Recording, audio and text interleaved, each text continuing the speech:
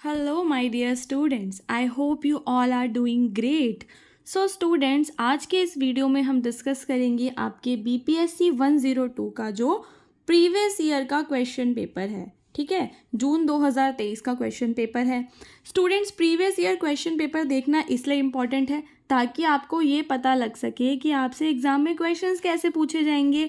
Also students, मैंने description में जो लिंक दिया हुआ है, वहाँ से जाकर आप प्रीवियस ईयर जो क्वेश्चंस हैं उनके आंसर्स को भी एक्सेस कर सकते हैं। उस लिंक के अंदर जो मैंने वीडियोस बनाए हैं उनके अंदर मैंने डिटेल में आंसर्स को डिस्कस किया है। सो स्टूडेंट्स, चलते हैं अपने पहले सेक्शन पे।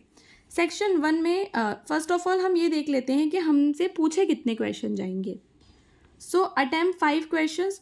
पेपर का 2 सेक्शन है जिसमें से आपको 5 क्वेश्चंस अटेम्प्ट करने हैं। दोनों सेक्शंस में से 2-2 क्वेश्चन अटेम्प्ट करने हैं। एक जो क्वेश्चन है वो आपका 20 मार्क्स का है। सो स्टूडेंट्स, आपको समझना होगा कि आपको डिटेल्स में आंसर्स लिखने हैं। सेक्शन 1 के अंदर आपको डिस्कस करना है significance of the preamble of the constitution, कि जो भारतीय संविधान का प्रीएम्बल है उसका सिग्निफिकेंस क्या है, इम्पॉर्टेंस क्या होता है। उसके बाद आपको फीचर्स बताने हैं directive principles of state policy के। प्रीएम्बल आपको पता है संविधान की प्रस्तावना होती है। संविधान की प्रस्तावना की इम्पॉर्टेंस क्या है? इसकी इम्पॉर्टेंस ये है कि वो संविधान का एक तरह का इंट्रोडक्शन है। संविधान के अंदर जो भी मूल्य, जो भी वैल्यूज़ आगे आने वाली हैं, जिन वैल्यूज़ को ध्यान में रखकर हमने अपना संविधान बनाया है, उसे हम प्रीएम्बल कह देते हैं। ठीक है, directive principles of state policies क्या होता है? Directive principles of state policies होते हैं कि जो हमारे सरकार है, जैसे कि हमारी, ठीक है, अब सरकार कानून बना रही है, नीतियाँ बना रही है, कहाँ से बना रही है? सरकार को कहीं ना कहीं से डायरेक्शंस मिलती होंगी। तो जो हमारा संविधान है उसने directive principles of state policy के थ्रू सरकार को दिशा निर्देश दे रखे हैं कि भारत की सरकार को किन किन बातों को ध्यान में रखकर पॉलिसीज़ बनानी है। ठीक है, इसको हिंदी में कहते हैं राज्य के नीति निर्देशक सिद्धांत। उसके बाद आपको प्रेसिडेंट की पावर्स को डिस्कस करना है। आपको पता है कि जो प्रेसिडेंट है वो हेड ऑफ स्टेट होता है। प्रेसिडेंट के पास भी काफ़ी सारी पावर्स होती हैं, मिलिट्री पावर्स होती हैं उसके पास, ठीक है, एग्जीक्यूटिव पावर्स होती हैं। कोई भी बिल जो है वो कानून बनता है, कैसे बनता है? जब प्रेसिडेंट उस पर सहमति दे देते हैं। सो स्टूडेंट्स, ये तीनों के तीनों क्वेश्चंस ही मैंने इनके आंसर्स डिस्कस किए हुए हैं। अगर आपको आंसर्स देखने हैं तो आप लिंक पे जाकर इस वीडियो के बाद आंसर्स के वीडियो को एक्सेस कर लेना। उसके बाद स्टूडेंट्स, चलते हैं नेक्स्ट क्वेश्चन पे जिसमें आपको शॉर्ट नोट्स लिखने हैं। सबसे पहले आपको हमारे मौलिक अधिकारों के ऊपर शॉर्ट नोट लिखना है। मौलिक अधिकार आपको पता होंगे हमारे कौन कौन से मौलिक अधिकार हैं। उसके बाद कॉन्स्टिट्यूशन का जो 5वां शेड्यूल है उसके बारे में आपको नोट लिखना है। देन आपको बताना है कि हमारी फंडामेंटल ड्यूटीज़ क्या होती हैं। सो स्टूडेंट्स, आपको पता होगा कि अगर हमें हमारा संविधान कुछ अधिकार देता है तो कहीं ना कहीं हमारे कुछ कर्तव्य भी होते हैं, हमारी ड्यूटीज़ भी होती हैं, जैसे कि अपने वातावरण की रक्षा करना, देश में भाईचारे को बना के रखना। ठीक है, जो फंडामेंटल ड्यूटीज़ हैं वो संविधान में बाद में एक अमेंडमेंट के द्वारा ऐड की गई थी। ठीक है, तो आपको एक्सप्लेन करना है कि फंडामेंटल ड्यूटीज़ क्या होती हैं। उसके बाद आप डिस्कस करेंगे रिलेशनशिप, किसके बीच में, कैबिनेट और पार्लियामेंट के बीच में क्या रिलेशनशिप है।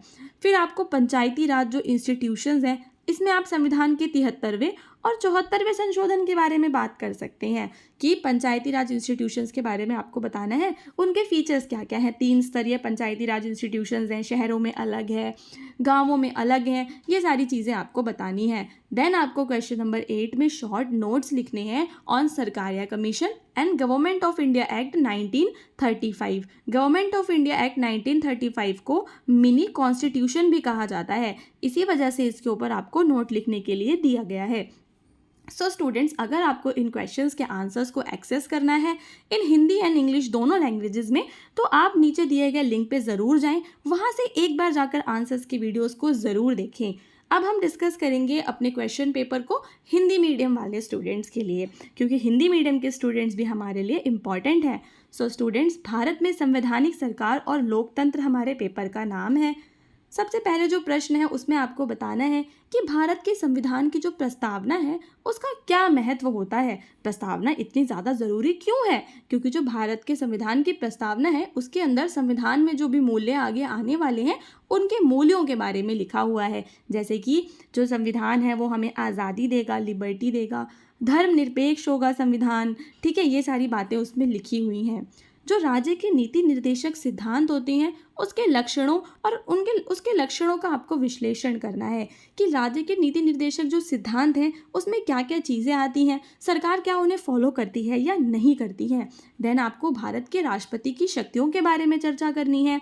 फिर आपको बताना है मौलिक अधिकार क्या होते हैं और संविधान की जो 5वीं अनुसूची है वह इतनी ज़्यादा इम्पॉर्टेंट क्यों है। ठीक है, फिर आपको बताना है कि मूलभूत दायित्व क्या होता है। मूलभूत दायित्व जो होता है उसकी आपको व्याख्या करनी है। कैबिनेट और संसद के मध्य संबंधों को विस्तार से बताइए। जो कैबिनेट है और संसद है उसके बीच के जो संबंध हैं वो आपको बताने हैं। पंचायती राज संस्थाओं वाला क्वेश्चन आपको आता होगा। अगर आपने 11th क्लास में पॉलिटी ले रखी थी तो फिर आपको ये आता होगा कि पंचायती राज संस्था के क्या क्या लक्षण होते हैं। देन फिर आपको नोट्स लिखने हैं सरकार या कमीशन और भारत सरकार अधिनियम 1935 पे। तो इसके साथ ही आपका जो पेपर है वो ख़त्म हो जाएगा। आपको चॉइस रहेगी, आपको सिर्फ 5 ही क्वेश्चंस के तो आंसर्स करने हैं। तो अगर आप प्रीवियस ईयर क्वेश्चंस को भी लर्न कर लेंगे तो आप इस एग्ज़ाम को ईजिली अटैम्प्ट कर पाएंगे। सो स्टूडेंट्स, अब हम मिलेंगे अपने अगले वीडियो में। जब तक के लिए जय हिंद।